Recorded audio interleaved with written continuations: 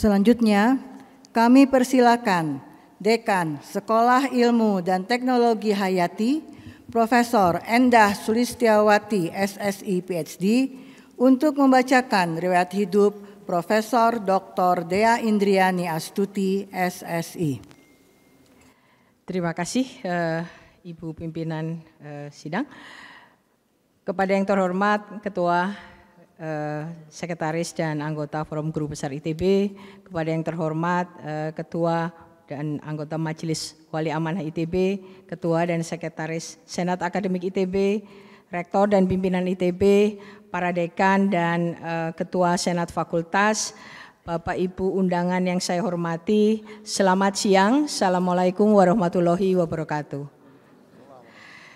Di kesempatan siang yang berbahagia ini, izinkanlah saya membacakan kurikulum vitae Profesor Dea Indriani Astuti yang hari ini akan menyajikan orasi ilmiah berjudul Microbial Enhanced Oil Recovery, aplikasinya untuk mikroba untuk meningkatkan produksi minyak bumi Indonesia yang berkelanjutan. Profesor Dea Indriani Astuti lahir di Bandung 30 April tahun 1970. Beliau adalah anggota dari kelompok keahlian bioteknologi mikroba pada Sekolah Ilmu dan Teknologi Hayati. TMT guru besarnya tertanggal mulai 1 Agustus 2023. Profesor Dea menikah dengan Bapak Andrianto Perio, dikaruniai 2 putra, Irsyad Adriyatama dan Rifki Adria Arsyad. Riwayat pendidikan Profesor Dea dimulai dari SD, ditamatkan di tahun 1983 di SD Profesor Dr. Mustopo Bandung. Kemudian tahun 86 tamat SMP Negeri 5 Bandung, tahun 1989 menamatkan SMA Negeri 3 Bandung, tahun 1994 menamatkan Sarjana Biologi ITB Bandung, dan tahun 2003 menyelesaikan Doktor Biologi di ITB Bandung. Riwayat kerja beliau memulai karirnya sebagai dosen di ITB tahun 1996, kemudian beberapa penugasan yang pernah diemban cukup banyak, diantaranya Kepala Laboratorium Mikrobiologi, kemudian Kepala Laboratorium Bioproses di SITH ITB, pernah menjadi Ketua Program Studi Mikrobiologi dan Ketua Program Studi Rekayasa Hayati, kemudian Ketua KK Bioteknologi Mikroba tahun 2011 sampai 2013 dan juga saat ini, dan kemudian pernah bertugas sebagai Kepala Divisi Inkubator Industri dan Bisnis LPIK ITB, Sekretaris LPIK ITB, Koordinator Humas SITH ITB, Ketua Gugus Kendali Mutu Prodi Mikrobiologi, kemudian tim Gugus Kendali Mutu SITH, dan saat ini beliau menjabat sebagai Direktur Kepegawaian ITB dan juga di SITH sebagai Ketua KK Bioteknologi Mikroba. Kegiatan penelitian difokuskan pada bidang penelitian mikrobiologi industri dengan fokus penelitian terutama di dalam bidang petroleum microbiology dan beberapa penelitian lain yang terkait dengan aplikasi mikroba dalam industri makanan dan kosmetik. Beliau telah mendapatkan pendanaan dari berbagai lembaga untuk hibah penelitian, tercatat lebih dari 30 hibah penelitian pernah didapatkan dengan bersumber diantaranya dari KLN Dikti, PDUPT, Dikti Riset Inovasi ITB, Rispro LPDP, Riset Unggulan PT Dikti, PPMI ITB, dan juga dari industri dari Pertamina. Saat ini riset yang sedang aktif dikembangkan, yang pertama adalah pengembangan Microbial Enhanced Oil Recovery untuk beberapa lapangan minyak di Indonesia melalui studi formulasi nutrisi, dan juga produksi dan karakterisasi biosurfaktan dari isolat bakteri sumber minyak, serta potensi penerapannya sebagai agen antimikroba. Karya-karya Profesor Dea telah diterbitkan dalam berbagai bentuk. Lebih dari 80 makalah dalam bentuk jurnal dan proceeding baik nasional maupun internasional. Beliau juga terlibat dalam penulisan 6 buku dan book chapter, juga memiliki 7 paten, 4 diantaranya sudah granted dan 3 terdaftar. Jadi ini sangat aktif karya-karyanya. Dalam bidang pendidikan, beliau telah meluluskan 6 mahasiswa program doktor, 56 mahasiswa master, 2 diantaranya adalah mahasiswa asing pada program studi magister bioteknologi, dan 153 mahasiswa program S1. Beberapa penghargaan yang pernah diperoleh adalah yang pertama Satya Lencana Karya Satya tahun 2009, kemudian penghargaan ITB dalam rangka DIES untuk bidang karya inovasi, kemudian Satya Lencana Karya Satya 20 tahun dan penghargaan 25 tahun ITB. Di dalam waktu senggangnya, Profesor Dea mempunyai hobi yang sangat menarik. Yang pertama adalah beliau ini penikmat kopi, berbagai macam kopi dan dinikmati di berbagai macam tempat gitu ya. Juga selalu senang berjalan-jalan menikmati keindahan alam di berbagai macam tempat di Indonesia yang bisa diikuti dari Instagram beliau. Kemudian Bu Dea juga sangat senang dan sangat memperhatikan berbagai karya wastra sehingga beliau adalah kolektor dari wastra. Bapak Ibu sekalian, demikian kurikulum vitae dari Profesor Dea Indriani. Terima kasih atas perhatiannya. Wassalamualaikum warahmatullahi wabarakatuh. Berikutnya, kami persilakan Profesor Dr. Dea Indriani Astuti SSI untuk menyampaikan orasi ilmiah.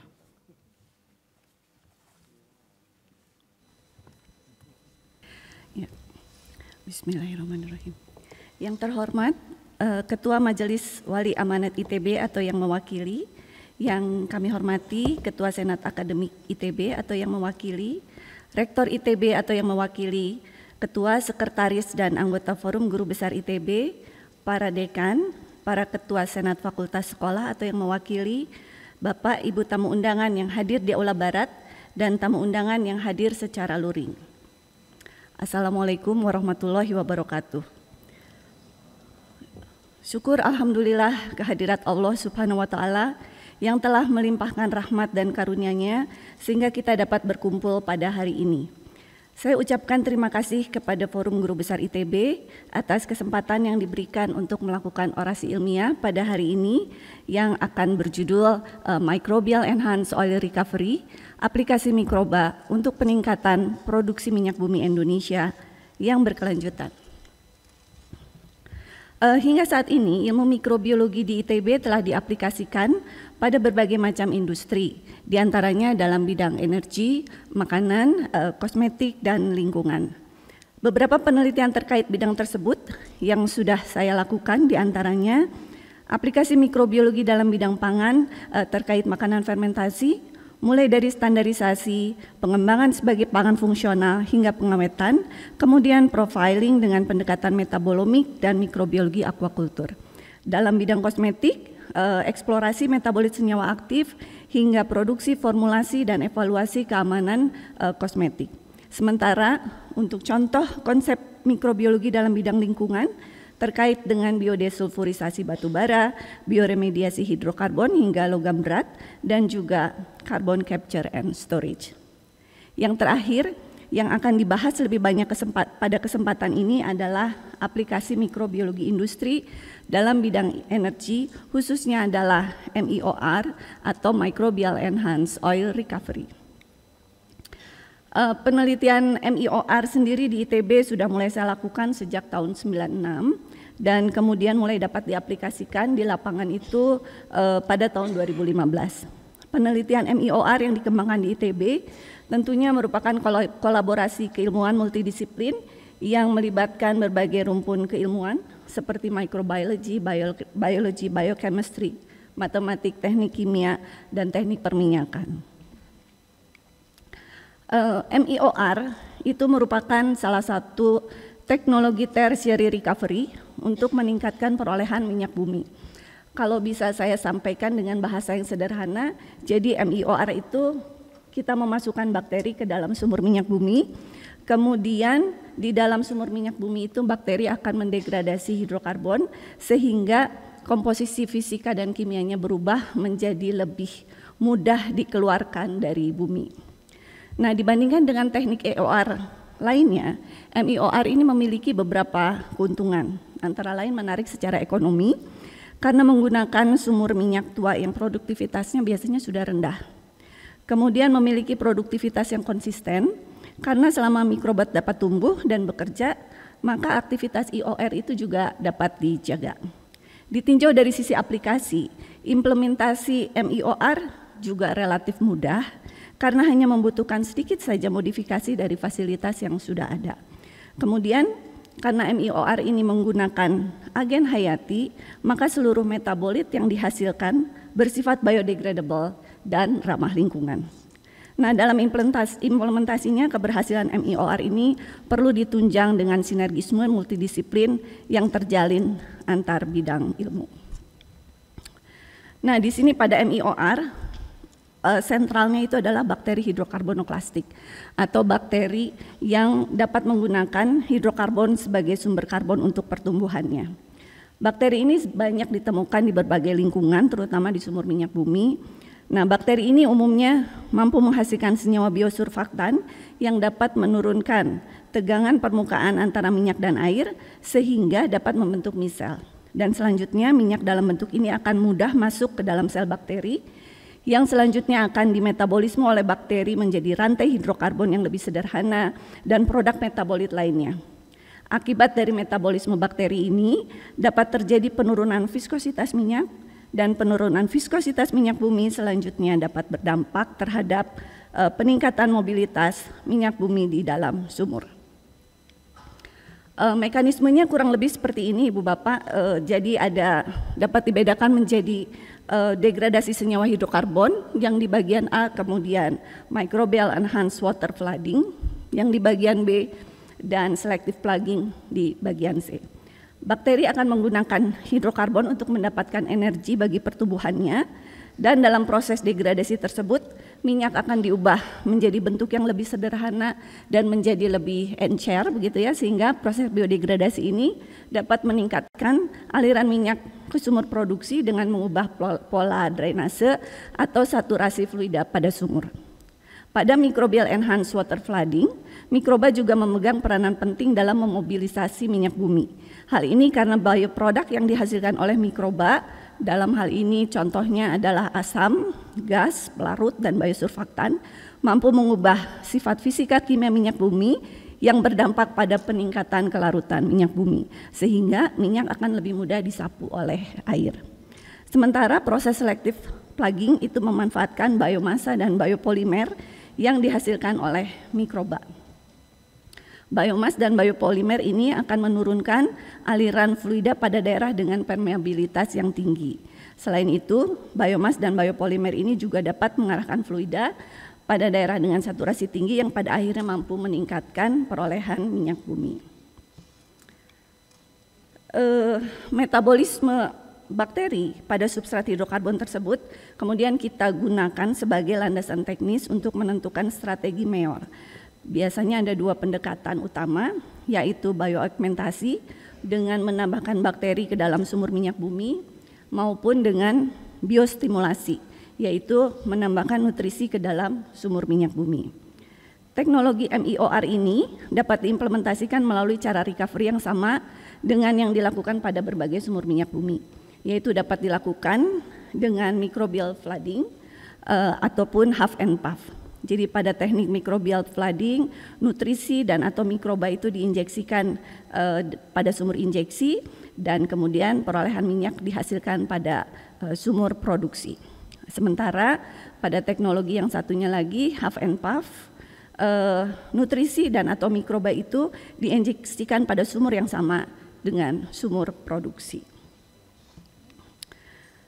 Sampai saat ini, tim kami sudah mengeksplorasi potensi berbagai sumur di berbagai tempat di Indonesia, seperti di Kalimantan, Sumatera, dan Jawa, dimulai dari isolasi mikrobanya, karakterisasi mikroba, dan tentunya melihat potensinya untuk MEOR. Selain itu, kami juga sudah mengimplementasikan teknologi MEOR ini di sumur minyak bumi, baik dengan metode biostimulasi, di 2 sumur di Bentayan maupun dengan metode bioaugmentasi di 2 sumur di Mangunjaya.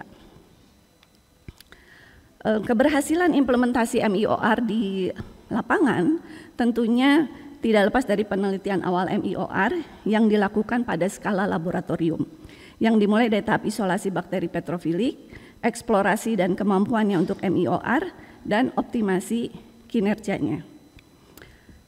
Di sini sebagai contoh, hasil isolasi dan penapisan bakteri yang sudah dilakukan dari sumur minyak bumi di Sumatera Selatan. Terlihat bahwa setiap isolat bakteri hidrokarbonoklastik ini memiliki perbedaan kemampuan dalam mendegradasi fraksi minyak bumi. Walaupun secara umum fraksi ringan itu lebih mudah didegradasi daripada fraksi berat, tetapi tetap ada bakteri yang punya kemampuan lebih baik dalam mendegradasi fraksi berat.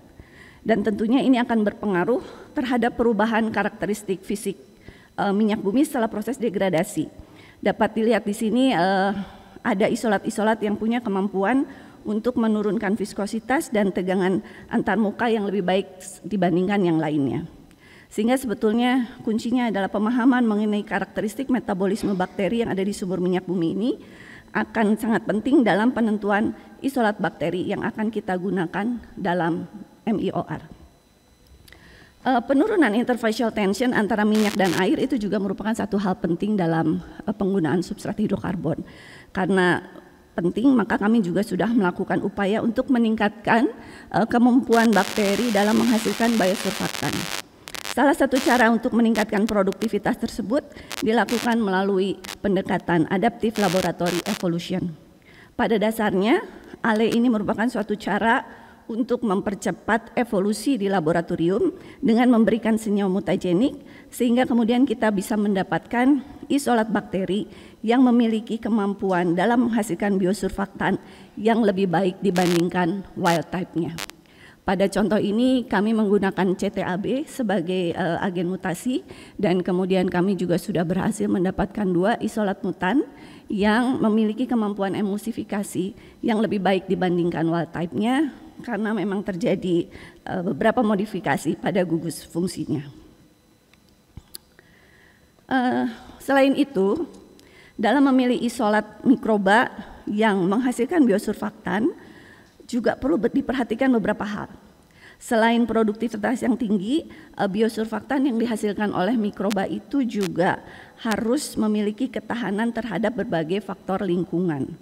Sumur minyak bumi ini termasuk lingkungan yang sangat ekstrim sebetulnya untuk mikroba. Ada yang suhunya sangat tinggi, ada yang pH-nya di luar kisaran pH normal untuk pertumbuhan bakteri, ada juga yang salinitasnya tinggi.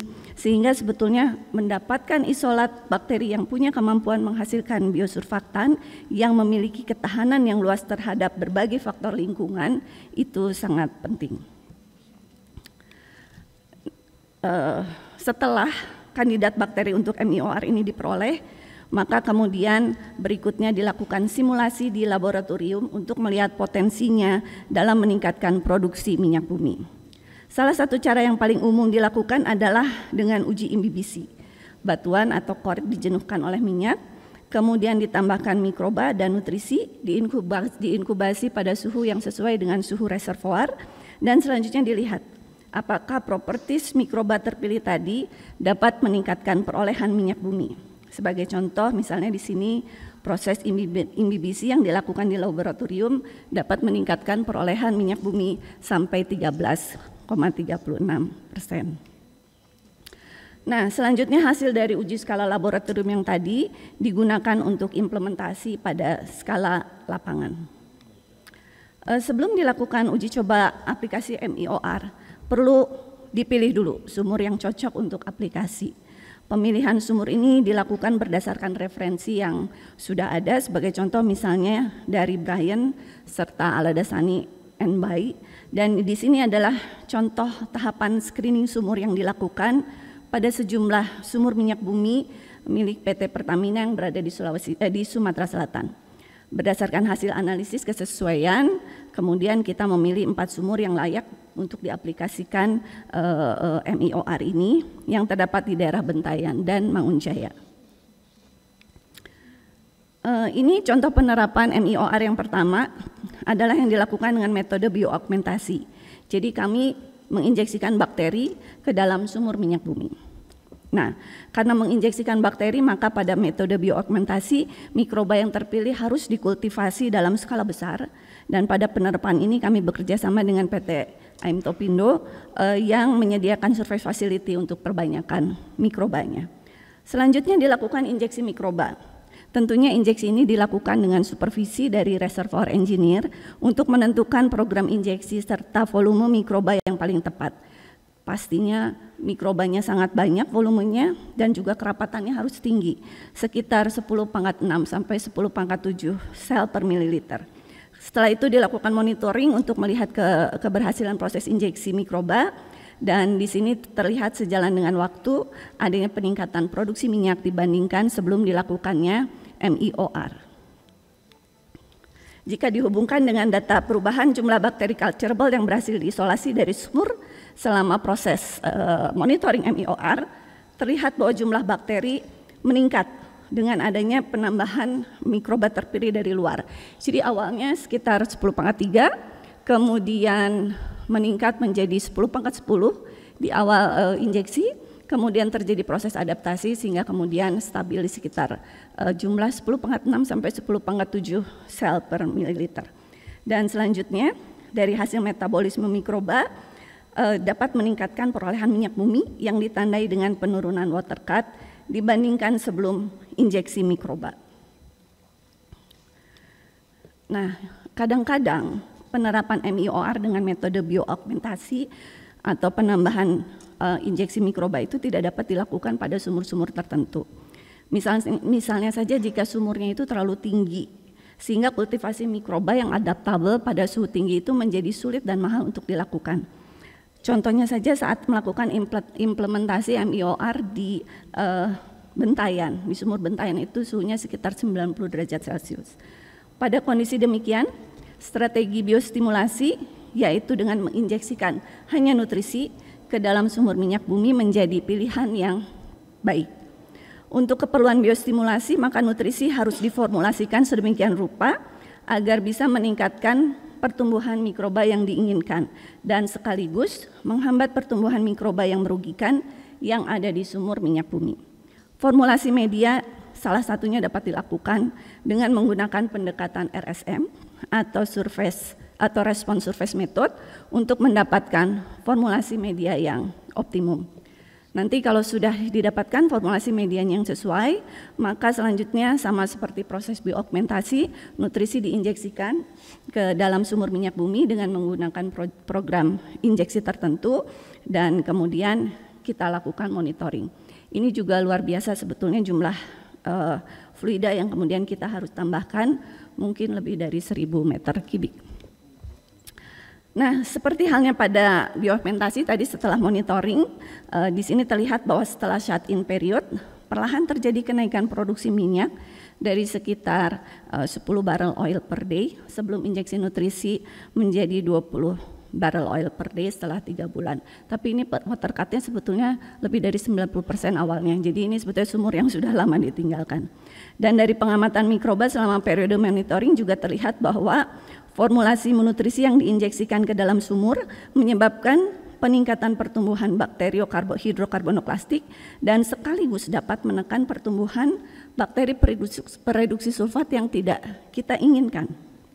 Jadi kalau dilihat lebih detail, di sini setelah injeksi nutrisi dapat terlihat bahwa sejalan dengan waktu akibat adanya penambahan nutrisi, maka bakteri akan mampu menggunakan tambahan nutrisi tersebut untuk memetabolisme hidrokarbon sehingga terjadi perubahan komposisi kimia hidrokarbon yang awalnya didominasi oleh komponen asfaltik, kemudian bergeser setelah minggu ke-12 ini menjadi didominasi oleh fraksi saturated, yang tentunya akan mempengaruhi viskositas minyak bumi itu sendiri. Jadi terjadi penurunan viskositas minyak bumi dan kemudian minyak bumi menjadi lebih mudah mengalir dan lebih mudah diproduksi ke permukaan.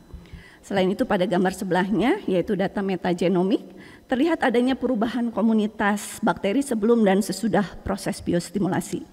Komunitas bakteri ini berubah secara dinamis selama proses biostimulasi, yaitu kelimpahan bakteri hidrokarbonoklastik menjadi lebih besar dan sebaliknya kelimpahan bakteri produksi sulfat yang berbahaya untuk sumur dapat ditekan. Hal ini berkontribusi terhadap keberhasilan biostimulasi dalam meningkatkan perolehan minyak bumi. Jadi walaupun teknologi ini sudah diimplementasikan, tapi tantangan masih banyak dalam aplikasi MIOR.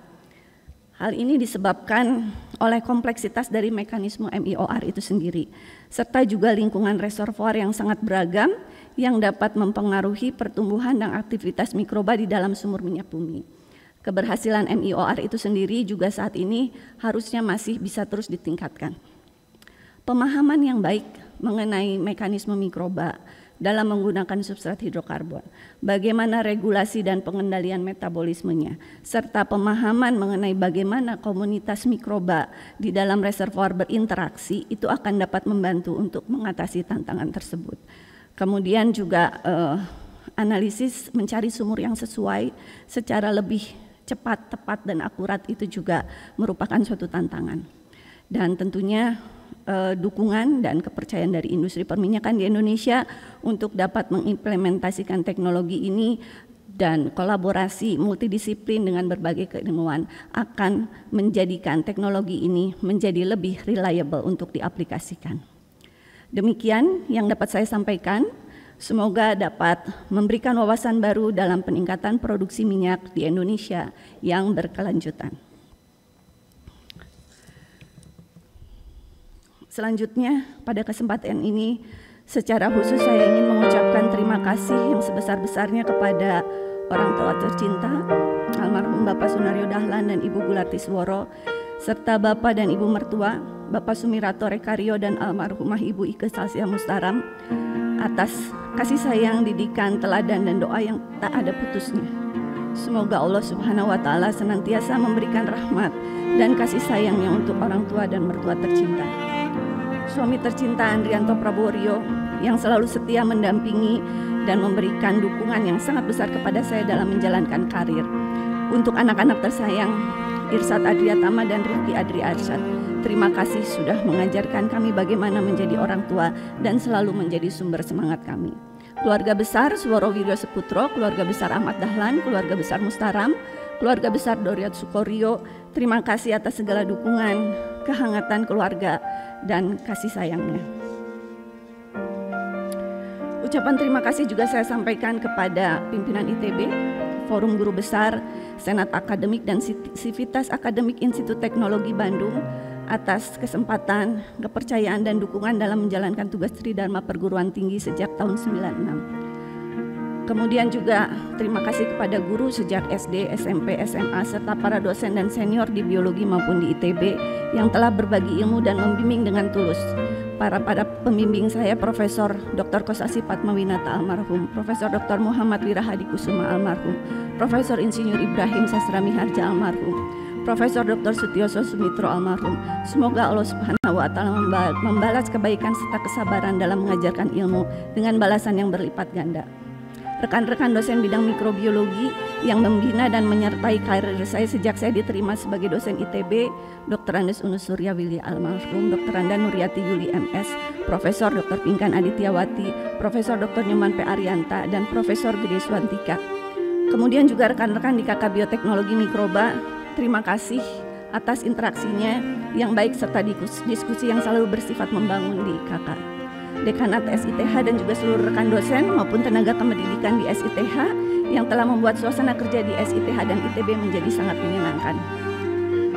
Rekan-rekan peneliti di tim MIOR ITB dan Ogrindo ITB beserta seluruh asisten peneliti dan mahasiswa atas kerjasama dan juga persistensinya dalam mengerjakan riset MIOR ini, khususnya untuk para mentor saya di riset ini, Profesor Septo Ratno Itsiregar, Profesor Dr. Tutuka Aryaji, Dr. Anda Nuryati Yuli, Profesor Pinkan Adityawati.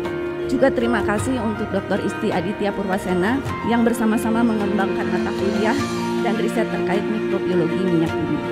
Para guru besar yang telah memberikan rekomendasi, Profesor Pinkan Adityawati, Profesor Nyoman P. Arianta, Profesor Tati Subahar, Profesor Tutuka Aryaji, Profesor Astri Rinanti dari Universitas Trisakti, dan Profesor Eiichiro Fukusaki Osaka University.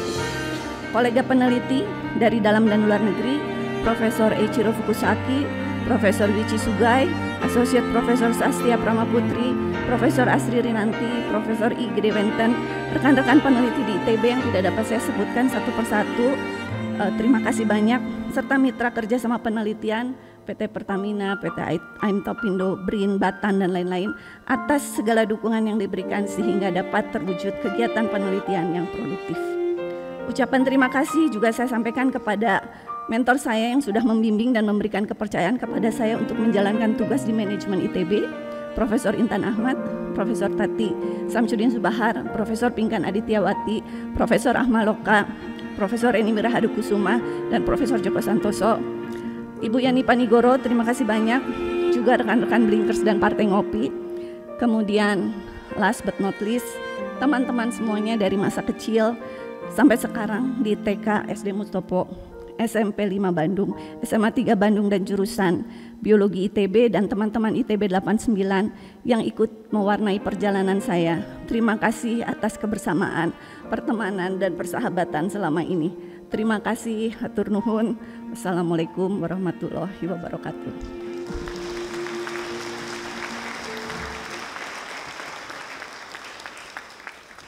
Selanjutnya, izinkan saya membaca kode kehormatan Guru Besar ITB. Dalam mengemban amanah Guru Besar Institut Teknologi Bandung, saya akan menjaga kehormatan Guru Besar dengan selalu meningkatkan kompetensi keilmuan, membangun lingkungan masyarakat keilmuan saya, serta memberikan keteladanan dan manfaat atas keberadaan saya. Untuk itu, saya akan selalu memegang teguh janji dan ucapan saya mempertahankan integritas dengan menjaga kejujuran, kepercayaan, kebijaksanaan, keadilan, saling menghormati, bertanggung jawab, dan menjaga nilai-nilai ITB dan masyarakat. Semoga Allah Subhanahu wa Ta'ala, Tuhan Yang Maha Esa, selalu memberikan petunjuk dan lindungan kepada saya. Bandung, 20 Juli 2024, Profesor Dea Indriani Astuti. Assalamualaikum warahmatullahi wabarakatuh.